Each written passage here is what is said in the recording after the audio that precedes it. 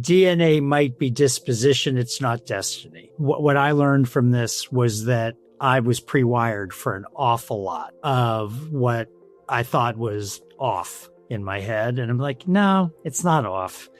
And I have a lot of agency and choice about how I manage my own wiring. I gave myself some grace instead of being hypercritical of myself and others with the same kind of stuff or their own stuff. It allowed me to kind of amp down, take a seat back. Yeah, we call this team nature. With no disrespect to nurture at all, right? Even being on team nature now, we all, as human beings, walking along the street, we have choices about how we're going to act. Yeah.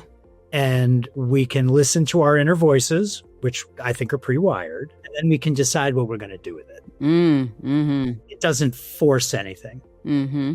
And that's, for me anyway, that was a very powerful message. Mm. Here's a person who's 26 years older than me, who shares half my DNA. He doesn't have it all figured out. He's going through stuff as well. And I get to be, in a way, kind of a guide for him, that I was the one who was first to the OCD diagnosis. You know, I have the capacity to show a little grace and mercy where Danny's going through a couple things. So it was extremely healthy for me as a 31, 32-year-old to think, you know, not only am I past my own confusion, that brokenness or whatever it is that the 16-year-old described, but I am now in a position where I can even lead others to some small extent who are my senior in a very similar path that I've already walked a little bit. So no, that was an extremely validating and healthy experience for me. I don't remember any part of this with it was bumpy and, you know, could have gone haywire.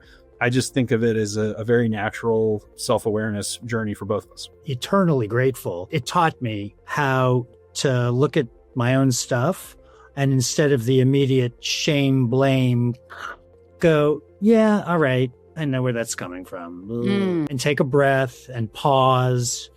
And there are others who've helped me with this too, but look at what's in front of me instead of projecting days, weeks, months into the future about the end of the world, right? All the terrible things that could happen. And there are terrible things that could happen, but this gave me some freedom to live my life without looking over my shoulder.